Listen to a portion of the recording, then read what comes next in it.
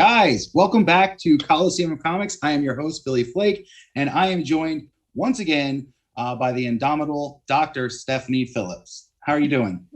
Great. Thanks for having me back on the show. Hey, thanks for coming back. I actually brought some props with us this time because this is what we're here to talk about. Wonder Woman Evolution, your new book. How cool is this? Yeah. Awesome. It's really cool. I mean, I feel like Wonder Woman is kind of part of the reason I got into writing comics. So to kind of get to see that dream actualized as, my own Wonder Woman story is really cool. So last time you were here, we talked about A Man Among You, which was a super awesome pirate book that is coming out through Image. If you guys haven't read that, definitely get on sub if you like pirates. I actually just sold the heck out of that book the other day because somebody was like, are there any good pirate comics? And I was like, there is. I have one for That's you. awesome. But also Nuclear Family. And then, prior to this, going to your DC work, you did Harley Quinn, but now you're at one of the Trinity, Wonder Woman. What's that like? It's awesome. I think I've now completed the Trinity. I've done Legends of the Dark Knight, Man of Tomorrow, and now Wonder Woman. And so that's pretty awesome. Though I do feel like I had like my own DC Trinity, and I would definitely put Harley like in that. Like she's such a DC pillar. Like, I feel like outside of just comic book readers, you have so many people that just adore Harley, and obviously comic book readers too, but like she's just so pervasive in pop culture, which is awesome. So I feel like I've gotten really lucky getting to take on some of the biggest characters at DC. And so let me ask you this. Obviously, you mentioned Harley Quinn there. If you were putting together your own Trinity for DC, who would be in that Trinity? I think it depends on like, are you going by like sales? In which case, sales wise, it's probably like Joker, Harley, and Batman are like. I was gonna say it would be like Batman, and Harley, right? Batman, and Batman. All different Batmans. Just that's the real Trinity. But like personally, I don't know. My own personal Trinity would be like super weird. It'd be like Green Arrow, Harley Quinn. I don't know, like put Wildcat in there for fun, but like it would be a Trinity that no one else wants but me. So it would make no sense at all, but that would be the fun of it.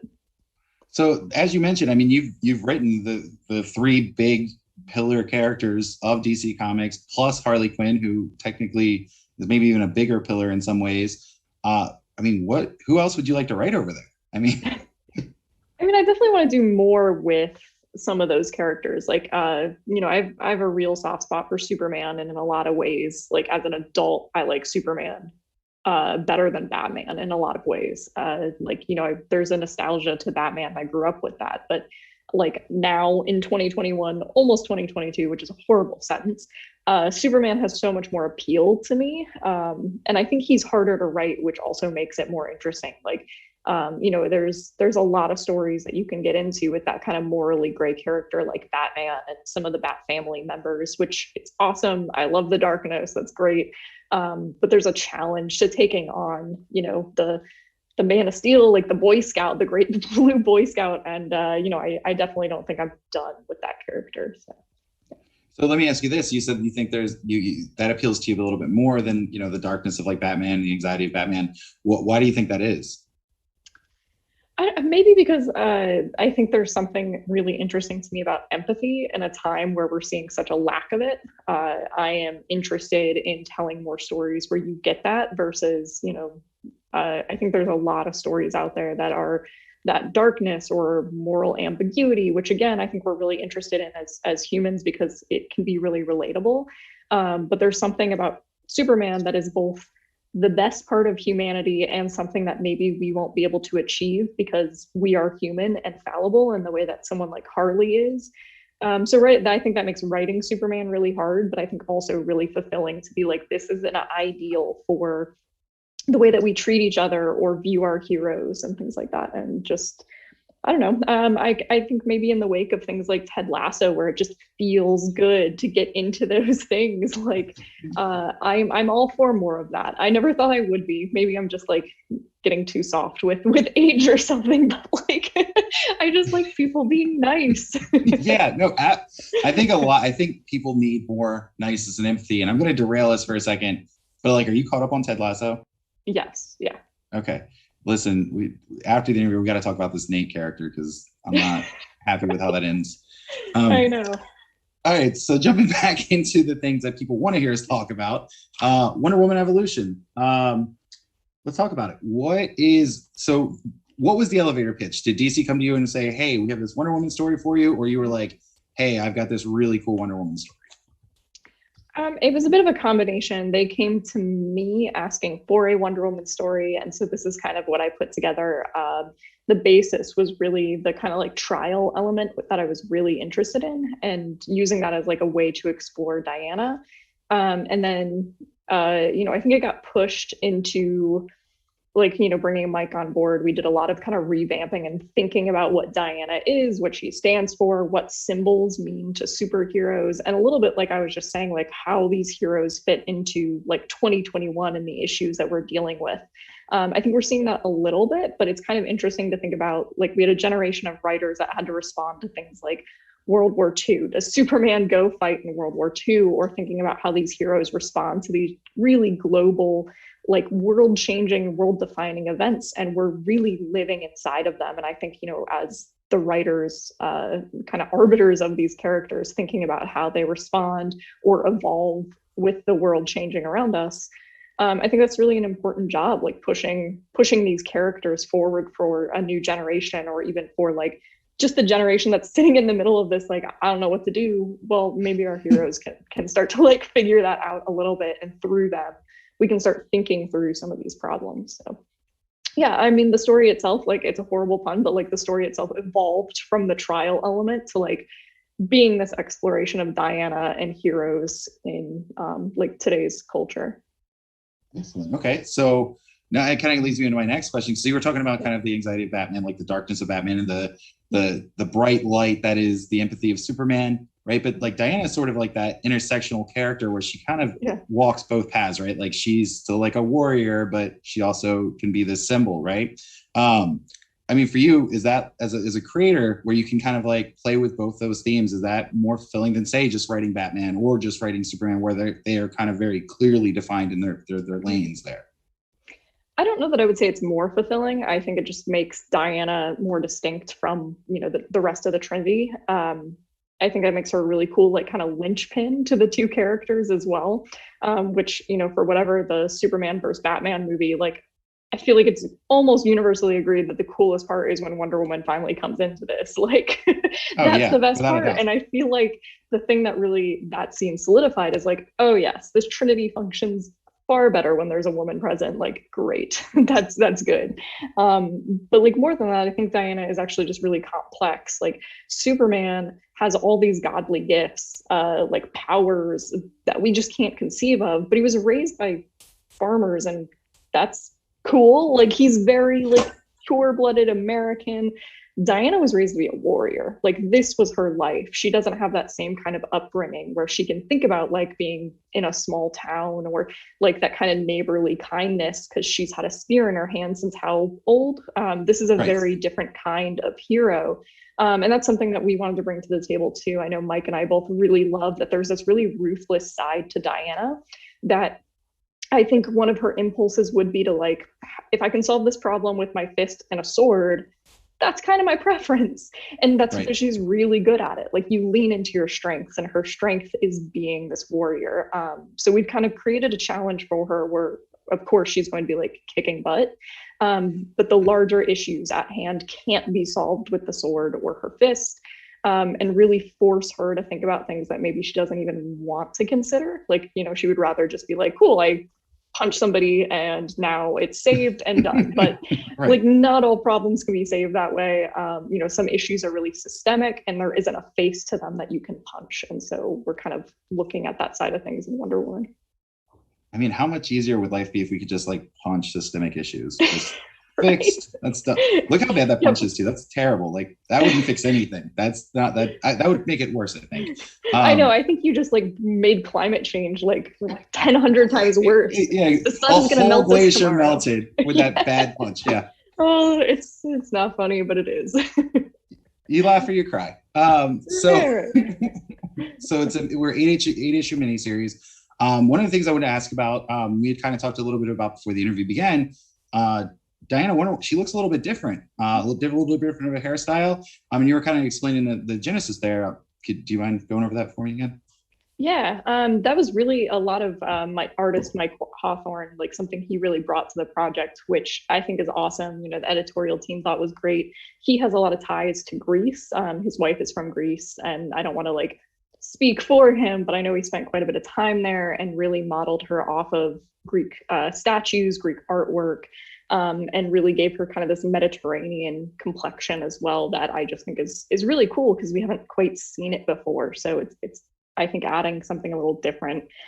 We also gave her at times she has kind of this like spacesuit that's Mike and I designed, primarily him, but of course my contribution was like make it sleeveless so we can see her awesome muscular arms. So I contributed something, right. And we went with like a black and gold scheme, so just something that doesn't look quite Wonder Woman, and that was the intent there. Was to just say like, if she's viewed as such a symbol, what happens when you take the literal symbol of like her logo and her armor away from her? And that's something we'll explore throughout the book too, as Wonder Woman even tries to like reclaim that symbol that she feels really is a part of her own identity. So with the book itself, it really feels like we're going to move Wonder Woman a little bit further ahead. It sounds like, there's going to be a separation of her as Wonder Woman and then maybe hopefully reclaiming that mantle. What do you hope fans take away? They go through all 8 issues. What do you hope they take away from this experience? I think we're exploring like a lot of things about the character. So maybe a deeper understanding of Diana. I think one thing I can say is like, it's really difficult to answer a lot of questions about like, how does Wonder Woman fix climate change or something like that. But I think we're opening a door for conversations in comic books and this medium with hopefully other heroes. I think we're seeing a little bit of that as well with John Kent right now, which is really awesome. I was actually going to ask you about what you think of Superman. Yeah. Yeah, no, I love it. I'm a big fan of both John and Tom's work on that book. It's so good. I just read the new one this morning. So I love that. I like that these doors are opening for conversations that I think are really timely and important. And, I hope in some ways that we're pushing things in that direction as well, at least opening a conversation, maybe adding to this kind of mythology of Diana and who she is. I feel like she's a hard person to get to know. And a part of that is maybe even herself, like getting to know herself. And we're kind of really forcing her to do that here. So, yeah. And we might have a new villain that I really hope has some staying power because I'm quite a fan of this villain. So that'll be cool. So, and that actually kind of leads me into my next question, which is great. Thank you for setting me up. I always love it when the guests tee me up for questions. Okay, so we have a new character in this book. This typically brings fans out because they always want to see what the new hotness is. Like Tynan introduced doll killer or whatever in Batman. I know I butchered that name. People loved it. Punchline. Well, there was like 2. There was like doll hunter. Okay. And then clown hunter. Yeah. Clown hunter. There it is. There you go. Sorry. Yeah, clown hunter. Punchline. I think Miracle Molly. I love Miracle Molly, the gardener. Yeah, he's got some great new characters. Agreed. So what do you think we can expect from your new character? So the new characters, I think, like it's hard to introduce this without spoiling. They are going to be someone that I don't think readers expect. And I think one of the things that interested me about creating this villain is thinking about, again, villains in the modern day. Like, is this person really a villain? Like, where can we place them, like, on this like spectrum of evil, which is a name that I think needs to be used for like a band or something, like Spectrum of Evil. Yeah, agreed. So I think this person is going to maybe even challenge Diana to be like, really, is this the bad guy here? Probably the answer is yes, like, kind of an ends justifying means situation. There's a lot for her to think through and really deal with when we really get this villain involved in the story. Now, we usually talk about this towards the end of Forum when we're having a guest that we're interviewing, they're coming to visit, but I'm like really excited because you're going to come visit us at Coliseum Comics New Tampa and Coliseum Comics Lakeland. Yes. That is, as far as I'm aware, happening this Saturday, right? Yep. Yeah, this Saturday. Yeah. So usually I tell everybody, like, you know, hey, if I don't ask the question you wanted to hear, come ask it yourself. So guys, check this out. Stephanie Phillips, Dr. Stephanie Phillips, as we learned on our last Coliseum Forum, will actually be at Coliseum of Comics this time. She's going to be there November 20th, which is this Saturday. She's going to be at our new Tampa store at 1 o'clock, and then at our Lakeland store at 4 o'clock. And then after that, the day after, you're going to like a con, right? Yes, I am. I know it's in Groveland, and I'm really bad at remembering the names. I've been traveling and I'm jet lagged, so it's fair. Somewhere in Groveland. What is, wait, is Groveland like a place? Is that a town? Yes, I don't know. Okay. I have not put this into GPS yet, so people can correct me if I'm wrong. I'll be sitting at like a bus stop in the middle of nowhere. Just it's going great. We're gonna find out. Groveland, Florida. Is this I know. a place? I was trying to see if I had it written down somewhere. It is a place. As the 2010 census, they have a population of 8,729 people. That's nice. Oh, it says it's Lake County Comic Convention. Okay. Yeah. Yep. Because Groveland is in Lake County. Perfect. We figured it out. There we go. Now we know. Now you go into this, you know, there are 8,000 people in this city. You're going to have a good time. They're all going to be at the convention, all 8,000. That's a good turnout for a con. It is. Yeah. And then, but I think like, so there's what, 8,000. So there's like 729 people that skipped out on the con. That's fine. I like rounded up numbers. I didn't want to deal with the extra. right. They can say those are the grumpy people. They can just stay home and those are the ones that are coughing. Don't come. Right. No, don't do that. You know, I could probably spend all night talking about Wonder Woman, and we could jump back to that if you'd like, but I kind of want to talk about Nuclear Family because that book is awesome. How did that come together? That was so the original short story by Philip K. Dick is like open source material, but what we kind of decided to do was take it and be like, you know, he almost has this like kind of warning. It's a really short story about the family that kind of travels to this kind of alternate timeline future and then comes back, but you don't really explore that future at all. So what we wanted to do was use the same diving board essentially, but really dive into what that world looks like and how that future is built and constructed, what the family does while they're there. So we did that for volume 1. Volume 2 is going to be a little different. We're working on that now. There's going to be a bit of a different structure to it, but it's going to be like a deep dive into each one of the characters involved in the story, like taking place almost immediately after volume 1. So really excited for the next volume. So are we looking at like a character episode, kind of like a Lost format where it's like, oh, this is this guy's episode and this is guy's episode. Right. So, yeah, I mean, I hope that's kind of the intent, like giving point of view, you know, each character kind of dealing with the aftermath of this, and each one kind of has a different take on the situation. And ultimately what they're trying to do with the information is going to be kind of like the push of the new volume. So, and this kind of goes back to the creative process. You just mentioned this would kind of spur this next question. Kind of the creative process, right? You guys are looking at doing something a little bit different, a little bit of a different format with Nuclear Family Volume 2. I mean, what's it like to switch from like that creator-owned indie stuff like A Man Among Ye or Nuclear Family, which kind of do have like an existing foundation because, you know, obviously, wow, I was going to sound really smart and say the pirate's name, and then it literally just went out of my head. Oh, Man Among Ye? Yeah. No, not the title of the book. The lady, the main character. Anne Bonny? Thank you for saving me. Yes, Anne Bonny. Yeah. Like Anne Bonny exists, right? That's a real thing. You could go on Wikipedia right now. I would just assume everybody goes to Wikipedia like me and read about Anne Bonny. Or like Nuclear Family, like you said, it is a Philip K. Dick story, but you know, it's only yay big. Right. But when you're working on that kind of stuff and really kind of expounding on that stuff, what's that like versus, you know, working on Harley Quinn or Wonder Woman, things like that? Yeah, I mean, I guess I find like the DC stuff has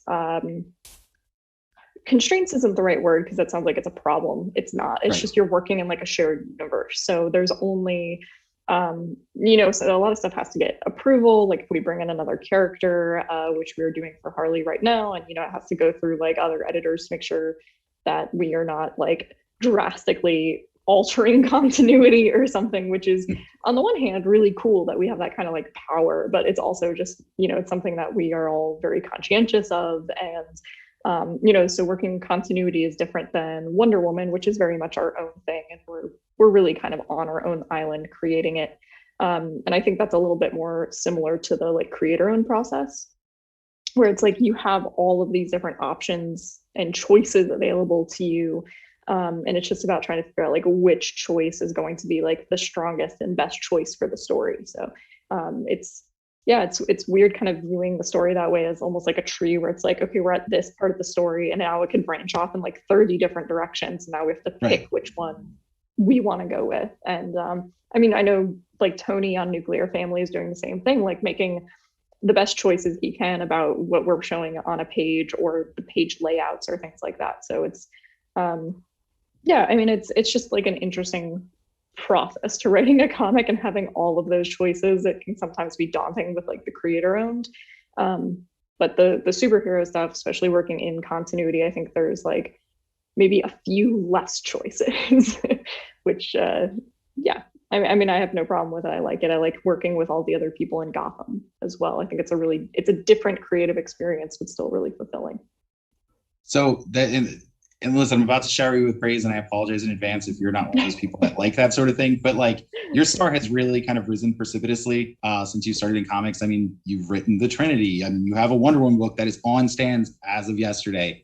You have two really, really awesome creator-owned books with A Man Among Ye and Nuclear Family. Like, what's next? Like, what do you still want to do with comics? You've kind of dominated at this point. Oh, well, then I'm done. I'm retiring. And, you're out. This is it. Yeah. They sent me, comics came to told me to come tell you that. Like, you've done everything at this point. No, but really, what's next? Like, what's on the horizon? I'm going to absolutely keep working with DC. We've got a lot of Harley plans for 2022 that are going to be insane, but in, I think, a good way, which I think is like always the caveat with Harley, which is like, it's insane, but in a good way. So right, it has to be good for it to be good. Harley, it has to be insane. Like you can't separate it. Right. Absolutely. So we've got lots of planning going on for some Harley stuff going on like literally right now, kind of like in the midst of it. So I think there will be some like cool announcements for 2022 that fans can get really excited about. I am still doing some creator-owned Nuclear Family Volume 2 is in the works. I have an unannounced creator-owned book with a company I've not worked for yet, and it's wildly different than any other creator-owned work I've done. So it will be, I think, really cool. I mean, it's got an amazing artist. We're looking at a like summer release for that one in 2022. Very cool. Well, listen, I don't want to keep you forever, even though we could talk about Ted Lasso, we could talk about, right. I mean, really anything. But you're literally going to be here in like 24 hours, something like that, 26 hours. Yeah. I'm bad at math, but like a day from now. I'm not even going to try to do the math. Yes, yeah. I will believe you. If you were like, it's like in 8 hours, I'd be like, yeah.